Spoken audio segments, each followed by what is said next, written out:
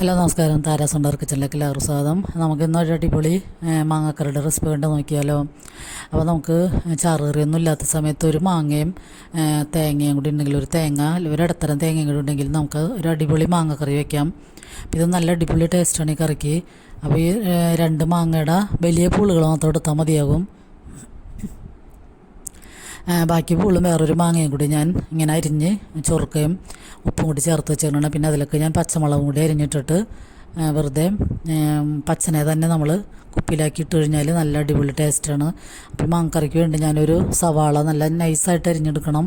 പിന്നെ ഒരു കഷ്ണം ഇഞ്ചിയും കറിവേപ്പിലയും 2-3 പച്ചമുളകും കൂടി ചേർത്ത് എടുത്ത് വെച്ചിട്ടുണ്ട്.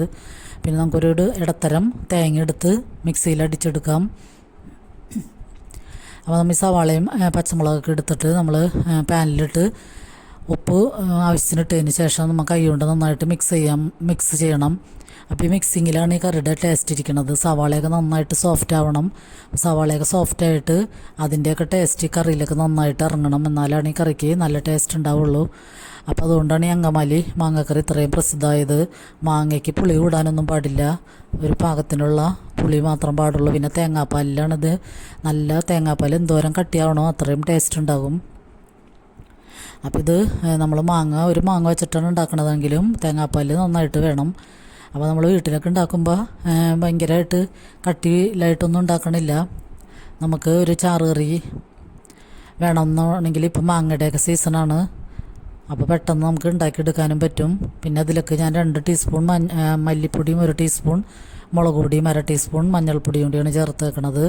കൂടുതൽ പൊടികളൊന്നും ഇതിൽ ചേർക്കണ്ട. മല്ലിപ്പൊടിയൊക്കെ കൂടുതൽ ചേർത്ത് കഴിഞ്ഞാൽ തേങ്ങാപ്പാലിൻ്റെ ടേസ്റ്റ് പോയിട്ട് മല്ലിയുടെ കൊത്തുണ്ടാകും. അപ്പോൾ ഇത് പാകത്തിനുള്ള പൊടികൾ ചേർത്ത് കൊടുത്താൽ മതിയാകും. എന്നാലാണ് നമ്മൾ തേങ്ങാപ്പാൽ ഒഴിക്കുമ്പോൾ അതിൻ്റെ ടേസ്റ്റ് ഉണ്ടാവുള്ളൂ. അപ്പോൾ പൊടികളൊക്കെ ചേർത്തിട്ട് നമുക്ക് കുറച്ച് പച്ച വെളിച്ചെണ്ണയും കൂടി ഒഴിച്ചു കൊടുക്കണം. അപ്പോൾ വെളിച്ചെണ്ണയൊക്കെ ഒഴിക്കുമ്പോഴാണ് ഇതിന് കൂടുതൽ നല്ല ടേസ്റ്റ് വരുന്നത്. അപ്പോൾ എല്ലാവരും അങ്കമാലി മാങ്ങക്കറി ഒരു പ്രാവശ്യം ഒന്ന് ഉണ്ടാക്കി നോക്കുക. അധികം പുളിയില്ലാത്ത മാങ്ങ എടുത്ത് തേങ്ങാപ്പാലിൽ ഇങ്ങനെയൊക്കെ മിക്സ് ചെയ്ത് വെച്ച് കഴിഞ്ഞാൽ ഒരു 5 മിനിറ്റ് നേരം വെന്താൽ മതിയാകും. ഇത് അധികം വേവൊന്നുമില്ല. മാങ്ങ നമ്മൾ സോഫ്റ്റ് ആകാൻ വേണ്ടിയാണ് വിനാഗിരിയിലും കുറച്ച് നേരം ഒരു 5 മിനിറ്റ് നേരം ഇട്ടാൽ മതിയാകും. അപ്പോൾ സോഫ്റ്റും ആകും. മാങ്ങ നമ്മൾ കറി വയ്ക്കുമ്പോൾ ഉടഞ്ഞു പോകുകയില്ല. അതുകൊണ്ടാണ് വിനാഗിരിയിൽ ഇടണത്. അപ്പം ഞാനിത് മൂവാണ്ടൻ മാങ്ങ എടുത്തേക്കണത്. പുളിയുണ്ട്, എന്നാലും ഭയങ്കരമായിട്ട് കട്ടിയുള്ള പുളിയൊന്നുമില്ല. പിന്നെ ഒരു ഇടത്തരം തേങ്ങ എടുത്തിട്ട് ഞാനതിൽ തലപ്പാലെടുത്ത് മാറ്റി വെച്ചിട്ടുണ്ട്. പിന്നെ 2-ാം പാലാണ് ഇപ്പോൾ ചേർത്ത് കൊടുക്കുന്നത്. അപ്പോൾ 2-ാം പാലിൽ കിടന്ന് ഇതൊന്ന് വേകണം. ഒരു 5 മിനിറ്റ് നേരത്തെ വേവുള്ളൂ. പെട്ടെന്ന് നമുക്ക് ഫ്ലെയിം ഓഫ് ചെയ്യാം. അപ്പോൾ ഈ 2-ാം പാലിൽ കിടന്ന് ഇതൊരു 5 മിനിറ്റ് നേരം വെന്ത് കഴിയുമ്പോൾ തന്നെ നമുക്ക് ഫ്ലെയിം ചെറുതാക്കിയിട്ടിട്ട് കുറച്ചിട്ടിട്ട് നമുക്ക് തലപ്പാൽ ഒഴിച്ചു കൊടുക്കാം. തലപ്പാൽ ഒഴിച്ചിട്ട് തിളയ്ക്കാനൊന്നും നിൽക്കണ്ട, അപ്പോൾ തന്നെ ഓഫ് ചെയ്യാം. എന്നിട്ട് നമുക്ക് ഇതിലേക്ക് ചെറിയുള്ളിയും കറിവേപ്പിലയും കൂടിയും മൂപ്പിച്ചിടാം. അപ്പോൾ നമ്മുടെ അടിപൊളി മാങ്ങാക്കറി റെഡിയാകും. നല്ല അടിപൊളി ടേസ്റ്റാണ് ഇതിന്. അപ്പം നമുക്ക് ചോറിൻ്റെ കൂടെ അല്ലെങ്കിൽ ഡിന്നറിന് ഇപ്പോൾ ചപ്പാത്തിയൊക്കെ ആണെങ്കിലും നമുക്കിത് കൂട്ടി കഴിക്കാൻ പറ്റും. അപ്പോൾ നമ്മളിങ്ങനെ ഒരു കറി വെച്ച് കഴിഞ്ഞാൽ ചാറുകറി 2 ദിവസത്തേക്ക് നമ്മൾ പിന്നെ ചാറുകറിക്ക് ഓടേണ്ട ആവശ്യമില്ല. പിന്നെ ഒരു തോരനോ അല്ലെങ്കിൽ മെഴുക്കുവരട്ടിയൊക്കെ ഉണ്ടെങ്കിൽ നല്ല സൂപ്പറായിട്ട് നമുക്ക് ലഞ്ച് കഴിക്കാം. അപ്പോൾ ഈ നോമ്പ് കാലത്ത് ഇങ്ങനത്തെയൊക്കെ കറികളെല്ലാവരും ഒന്ന് ഉണ്ടാക്കി നോക്കുക. പിന്നെ ഇതിൻ്റെ കൂടെ ഒരു പയറുപ്പേരിയും കൂടി ഉണ്ടെങ്കിൽ ഇപ്പോൾ ഞങ്ങൾക്ക് വൻപയർ ഉപ്പേരിയാണ്.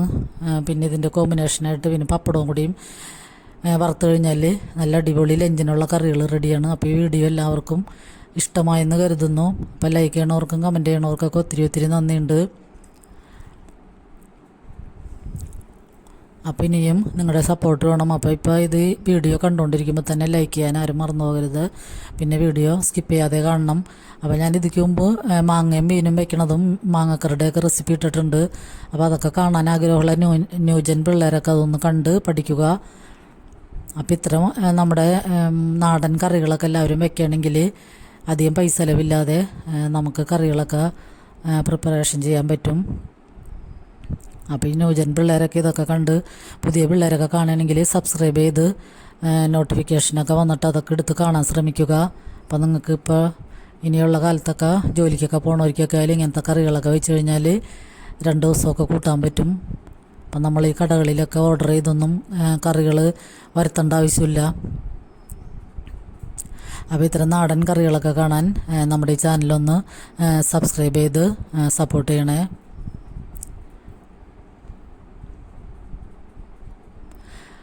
അപ്പോൾ ഞാനിടുന്ന ഷോർട്സൊക്കെ ആയാലും എല്ലാവരും ഒന്ന് കണ്ട് സപ്പോർട്ട് ചെയ്യണം.